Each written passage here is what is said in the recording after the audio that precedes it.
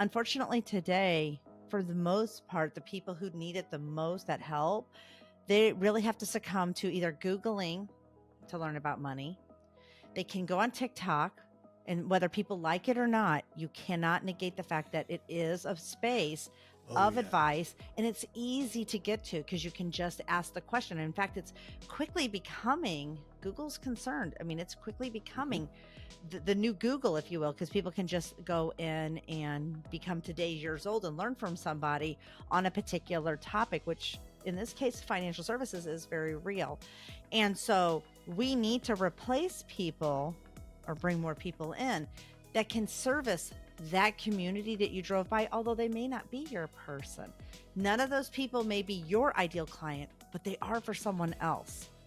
And so because of that, and I think this is one of the unique things that we've been able to do at Females in Finance, is recognize there are organizations out there today. Oh, we won't take you unless you have your CFP.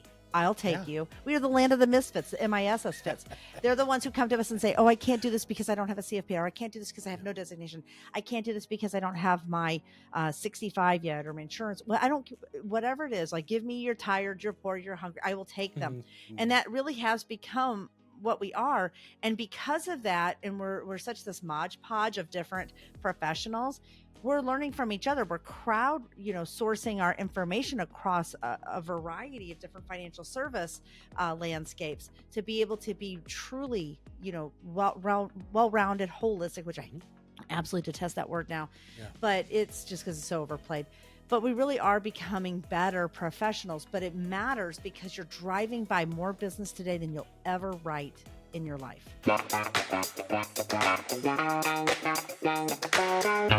Hello and welcome to another Top Advisor Marketing Podcast. I'm your host, Matt Halloran. Sheryl Hickerson is our guest today, the founders of Females in Finance. Now, so this podcast is not just to highlight how awesome the community that Sheryl has built over the last 5 years, but really to highlight diversity, equity, and inclusion in celebration of Women's History Month and International Women's Day.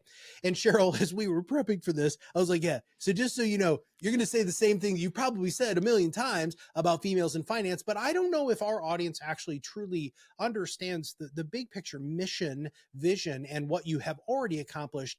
And so we didn't want to just highlight females in finance. We really wanted to highlight you as just this unbelievably magnificent human being in financial services that we all love dearly and have so much respect for. So welcome to the show. Thank you. What an intro, man. I'm just going to call you every day. If you could just, do that, that could be my morning affirmation, and then I can get right into the seat and get to work. But Listen, sister, I'll be your hype man whenever you want. I need it. We all should have one. We should all have one. All right. Females in finance. So one of your goals that's very, very public. We've actually signed the Fearless Pledge, which actually looks like it's right behind your head there, which is to help 100,000 new women get into financial services. So why don't you tell us a little bit about where that came from? Yeah, I appreciate that, because at the time when you say 100,000, people, first of all, that's a lot of human beings. It's a lot of bodies.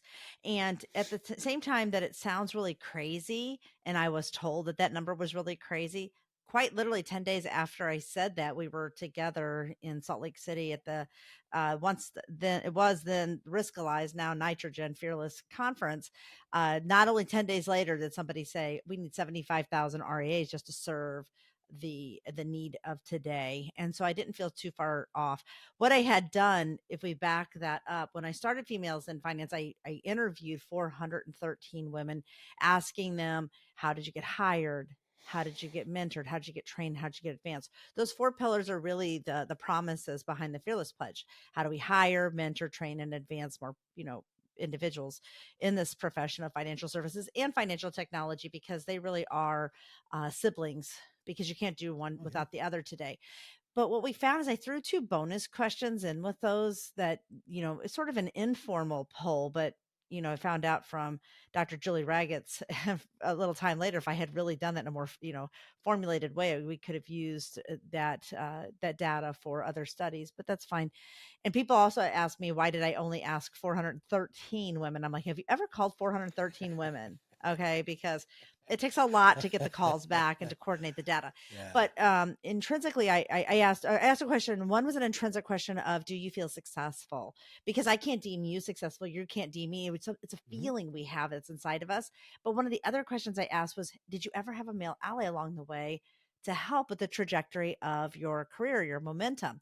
And I found that the correlation between I feel successful was right in tune with I did have a male ally. It was 100%. 100% of the women who said I feel successful also answered the question of I had a male ally along the way. So we knew that that was going to be an important part of the change that we needed to see happen.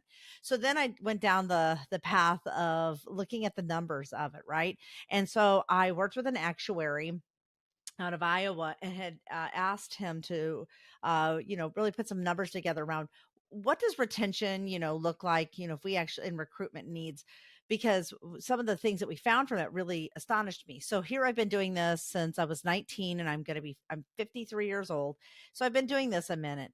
For me, in order to leave a mark on financial services today, I have to personally, Cheryl, be responsible for bringing in and holding here past the 7-year mark 3 people. And I started questioning myself, have I brought 3 people into financial services, held on to them for 7+ years, and that's just to keep homeostasis. That's actually not even growth. That is just to keep what we have today. And I can tell you, I feel pretty confident actually about that number. But in order for us to have, growth and trajectory, that meant that I have to be personally responsible for bringing in and holding on to 5 to 7 professionals past the 7-year mark, just to see the tip of trying to steer the Titanic around. And that can be very, daunting. And so if you look at every professional that's in financial services today, and we were actually to do something about the problem, then we would need to probably get out and reach 10 to 15 people a really strong 10 to 15 people holding on to them 5+ years. And you're just going to have attrition. People are going to fall off of the radar. They're going to take other jobs.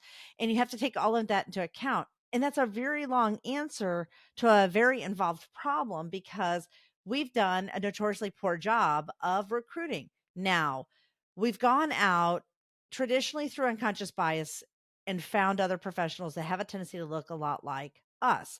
Now, for you, that might be middle-aged white men. That might be for me, middle-aged white women, which tends to be my unconscious bias. And I have to be aware of that. But we have found that every report says that if you have women and specifically DEI candidates, so I always call it the seamless second is what DEI is, because although there's women everywhere, and if you think there's not, every human being on this planet, a woman birthed them. I assure you, we are very important to the situation. And we can't be Yeah. diverse if we made all the people. I always think that's really interesting. But so I bring the DEI part of it, and I actually call it the DEIB part of it, into that fold very quickly, because I call it the seamless second. Because for every woman, there's generally like the layers of the onion. When you peel it back, there's a lot there to make up a person. And we try to be very inclusive of all of those needs.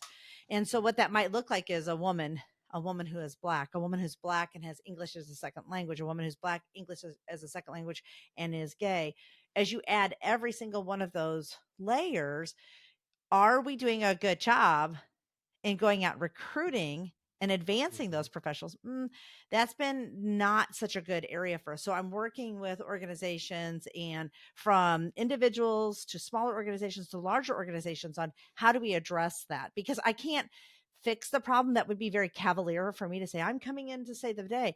But I think instead what it is being a participant in conversations, some of them difficult, some of them actually not as difficult as they think, and finding out ways. And I believe in the power of crowdsourcing, because when you put a problem out there and all of these people, and you can bring great brain power to it to solve them, then that's what I feel like collectively females in finance has really come to be over the years, of bringing in these great minds and then sorting out a problem, and then trying to, what I call the 4 A's of any change is, I'm aware there's a problem. I accept that there is a problem. I adopt principles to the problem, and then I adapt them to my particular need. So I think we do a good job of addressing that at Females in Finance. And that 100,000 all of a sudden becomes a very doable number. It becomes a very realistic number. And although it sounds like a crazy amount of people, which it is when you look at it from the biggest breadth of what that number looks like today, we all actually could be very easily responsible for 3 people today, and just making certain that we're doing a good job there. So it takes every one of us to sort of refill the need of the people out there who are looking for individuals just like you, whoever's listening to this right now, somebody who is a financial coach, somebody who is a financial planner, someone who is an insurance agent, somebody who is a tax planner, somebody who is an estate planner, somebody who is doing all of the administrative part of that work. Those roles are so incredibly necessary, and we just need to see more women and people of color in those spaces so that we make better change happen. So, I've actually never, I don't think I've ever actually asked you this question, Oh mostly boy. because I feel like I know how I would answer it, Mhm. but I don't know if my audience would be prepared for me to ask this question. So I'm just going to ask you this, which is, why does that matter? Mm, Why yeah. does it matter for us to have a diverse workplace? And I want to hear your words on that. And then I might sprinkle a little bit of Mattness in there, but I don't think I'll need to. Yeah. Right now, today, I want you to imagine, to the person who, whether you're watching this right now or you're listening back, I want you to imagine you're getting in your car and you're driving, and you drive by those neighborhoods you always drive by. But I want you this time to actually pay attention.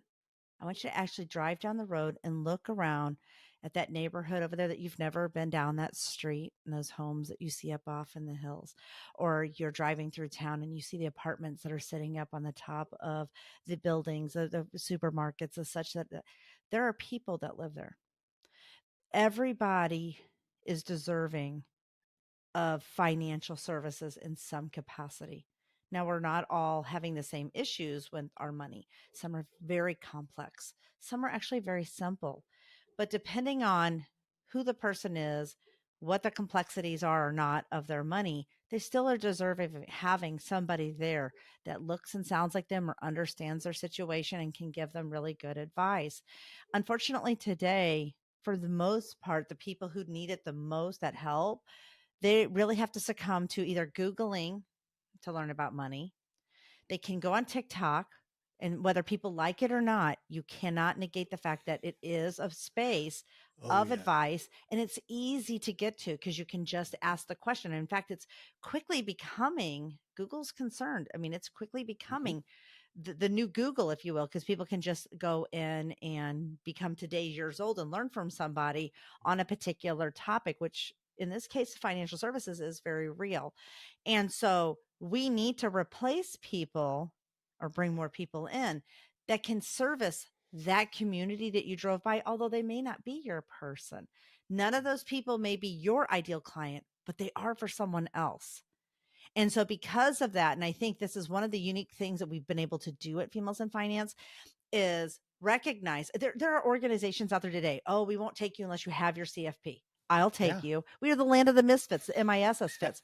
They're the ones who come to us and say, oh, I can't do this because I don't have a CFP, or I can't do this because I have Yeah. no designation. I can't do this because I don't have my 65 yet, or my insurance. Well, I don't, whatever it is, like, give me, you're tired, you're poor, you're hungry. I will take them. Mhm. And Mhm. that really has become what we are. And because of that, and we're such this modge podge of different professionals, we're learning from each other. We're crowd, sourcing our information across a variety of different financial service landscapes to be able to be truly, well-rounded, holistic, which I Mhm. absolutely detest that word now, Yeah. but it's just because it's so overplayed. But we really are becoming better professionals. But it matters because you're driving by more business today than you'll ever write in your life. Yeah. Well, so I think that one of the things that you and I have actually had time talking about is the model in financial services is going to have to fundamentally change in order to serve more people. But I want to just highlight one little piece that you said there, which is representation matters. As a cis white male, straight white guy, another way to say that. I have representation everywhere. All right. And so being able to see somebody who looks like you in the position that you want to be in, or a person who looks like you who's going to be able to provide you advice, a lot of us really take for granted that we've been seeing that for so long. Yeah. And it's so important to be able to have somebody who looks like you, who may have walked in similar shoes, to be able to provide you with guidance. What do you think about that? I very much agree with that. And, it's very similar for me as a white woman to a cis white woman. And there's a lot of us that exist in this space too. And so I have to recognize that I'm my ability to make space for everyone else doesn't mean that I understand fully all of the nature of being in a different place in space in this. And I'm always open to learning. I feel fortunate. I do have a variety of children, and most people who know me, Yeah. I do have 6 kids. I have 14 grandkids. Of my 6 kids, I have 4 of them are either of color or part of that, spectrum. And it's interesting because we talk very openly, and I learn from my kids. I have 2 children that are half Middle Eastern. I have one daughter who's half black and half white. I have a son who's black, and then we say, and Justin. I also have, Daryl has a younger son at home, Mhm. and I tease the older ones and say, I'm bringing this one home strong. I'm really going to help out, because they're all, my son's 36, Daryl's son is 16. And so it's a very different world, and it's important. I want you to imagine when you go someplace, it's so, for example, so you have a very common name, right? I actually have a very common name, but not a common spelling. And I get I so agree with that. excited whenever I see like Cheryl Moore, who spells her name like me, or Cheryl O'Connor, Wealth Conductor, spells Mhm. her name like me, because we have a commonality. Like Mhm. we have something together, right? And that's so small. It's just a very small. Now, I imagine how much more powerful that is when you are someone younger, or you're someone in school, and you are first generation here in the United States, even, and you're going to school, and you find out that there are people in financial services that speak Spanish, or the Yeah. people who are they might be in the LGBTQ community, and they are serving, and you have a passionate space. The see it be it is very real. It just gives us an identifier, a place to kind of anchor ourselves to another person, because it's really important to be accepted and belong, and be a part of that. So trying to match and marry people to spaces where they are, different than us, Matt. I mean, Mhm. at the same time, we're learning, but I do think I look at you like we've known each other a very long time, how much more well-rounded we are as people. Like I can see it year after year as we age together. I'm like, oh, this is like, look how different we are. Look how grown we are because of the people we hang out with, quite seriously, Yeah. right? Yeah. And so if that's the case, then look at financial services and say, is financial services also growing in changing like we are doing? I think as Yeah. a whole, it's still far behind. But when I look at the individuals, and I think this is the really cool part, the people that are on the right path of these changes and these spaces that are uncomfortable or different or hard questions and stuff, they have grown by leaps and bounds when you look at it compared to the actual profession as a whole. Now we just need to get the whole profession to be on that Yeah. too. Yeah. And if you're not, this is another question. I think it's really easy to get in this space of going towards something that's really cool and right and good and feels right. Let's say you're the person who's just like, I'm just not feeling it, Cheryl. I don't want to do that. Do you know? I actually don't have a problem with that. I have a problem with the people who are in the lukewarm, the on the fence, the Mm. not, trying to like live between two worlds. Like pick a Mhm. space and be there. So if driving by communities of people you'll never want to help is not your thing, fine, whatever. That's fine. But don't gum it up for the spaces for the people who are trying to. Please, Yeah. just step aside and say, have at it. You can have this for your way, because it's very it's actually working against us growing as a profession. There's plenty Yeah. of business out there for everyone. Let's all find the spaces and the places of the things that we do well. And by the way, the see it be it is very real and recognizable. Recognize that communities want to have people who look like them be in their Right. space. So what can we do to provide an opportunity for them to do that very thing? Do you mind? And I'm entirely digressing. Would you mind telling our audience the story that you told me about your daughter meeting the astronaut? Oh, this was Farah. So when we were at Excel together at the Carson Mhm. Group Excel, and um, I had walked into the main stage, and Brian Money at Carson had let me know that and I walked in and I said, "Oh my goodness, this woman is Iranian." And so my first husband was from Iran, and my daughters speak Farsi and such. My daughter Farah knew quite a bit about this particular astronaut, because when you are a younger girl who is half white and half Persian, there are not a whole lot of female Iranian women to look up to in the United States. Nope. Okay. You only get a handful of them. Yep. And so she has an inordinate amount of information that she knows and follows on these individuals. So, I saw this, and then I knew she was going to be coming over and doing the podcast. And we had a booth next to one another. And I immediately called my daughter, who is a department manager for Target, and I said, "I don't care what you're doing right now, because what I'm about to tell you is going to change." So I start to tell her who it is. She immediately gets to tears. And I said, "And I will hold it up so that if I get a chance for you to meet her." So I ran over to the booth, and I had her on FaceTime, and the astronaut, she walks up to the stage for the podcast part. And when I said to her, but I said it in Farsi, and I said, "Excuse me," I said, and my daughter, and I remember addressing her with Khan, which just means Mrs., which it's a sign of respect. She stopped and she turned around and she looked at me, and she came all the way back down the stairs. And I said, "This is my daughter, Faranaz, and she just adores you." And she sat and actually talked to my daughter, Mm. and like a human being, right? And this is somebody very successful.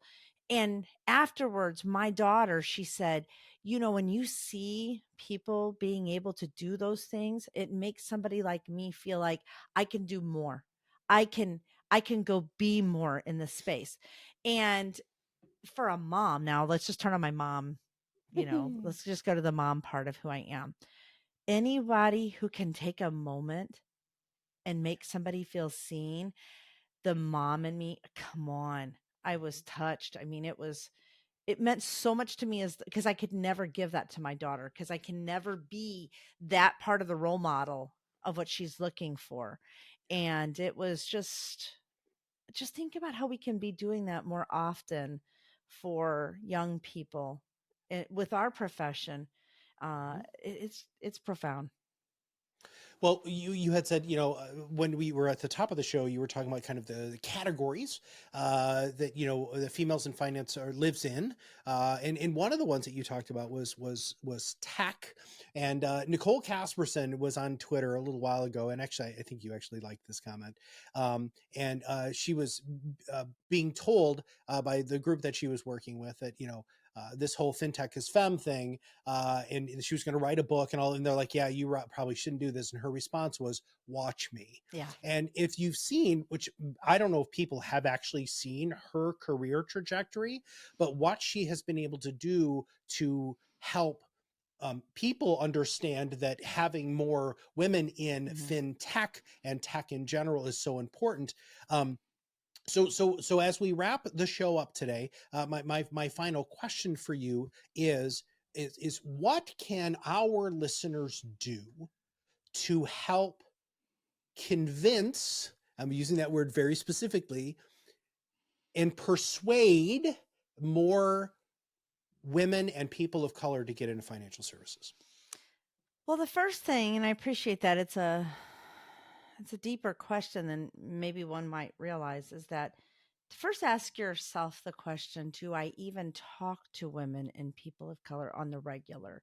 A lot of people, when they actually take inventory of their life, they take inventory of who they're calling out to, who they're connected to, who they're networking with at events, take a moment and actually take a look around. If everybody looks like you, probably needs some work there. So when you talk about Right. convincing and persuasion and things, it starts off with you. If is am I actually walking the talk? Am I doing this? Because if not, it's okay. Just make the change. I'm not here to. I'm always about all gain, no shame. That doesn't Mhm. do any good to go out and say, "Oh, you didn't do this." You've got today. change it and do something better. Now, next, if you are doing those things, are you making certain that those individuals, women and people of color that you're sponsoring and mentoring, so which are very different, by the way, mentoring and giving, yes, good advice and being on, but are you actually a really good sponsor of them in a room where maybe I can't get into, or maybe somebody else Yeah. cannot get into? And do you know the words? One of the things we do at Females in Finance, and we're going to be doing in March, is role playing around the idea of how do you sponsor, how do you mentor, how do you use those words?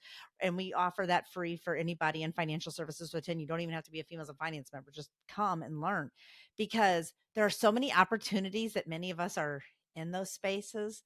And then we either freeze, flight, and all those things.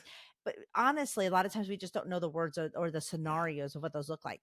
So I think that the convincing and the persuading part of it really comes from an internal check of ourselves, of making certain that we know, one, we're working with individuals who look different than us, but two, understand what the dialogue looks like, sounds like. How do we show up? How do we make certain that, I'm going to give one good example. You and I are both speakers. We Yeah. speak at a lot of events. Okay. One of the things that I've challenged myself with is, am I suggesting when somebody comes to me and says, "Oh, Sheryl, I would love for you to talk about community," which I love to talk about community. It's one of my favorite topics. But a lot of times lately, Matt, I've actually been saying, you know what? I would love to talk about that. However, I know another person who's doing a really fantastic job in this space. May I introduce her to you? And I'm always amazed to watch the event coordinators oftentimes kind of stop and say, "You don't want to speak?" I said, "No, I would love it." But I've had the good fortune of speaking at 200 events in the last 15 years. It's my chance to pass the baton to someone. And then I get to be the person that's in the audience being supportive, or I get to be the mentee in a speaking environment and saying, "Hey," or I might even be able to be a moderator and let that person really shine during that. And the other thing that I want to say about that, many of us are panelists at events. If you're on an event and you're a panelist and you have people on the panel with you that have had very little speaking, shh, be quiet and let them talk. Because one, if you've been doing this a long time, we're totally going to follow you anyway. But two, if you really want to be an ultra super financial rock star in that space, letting people who have had not as much time as you to speak, allow them to use their voice in that time, actually garners just as much interest in you as it does that person, because you're being supportive.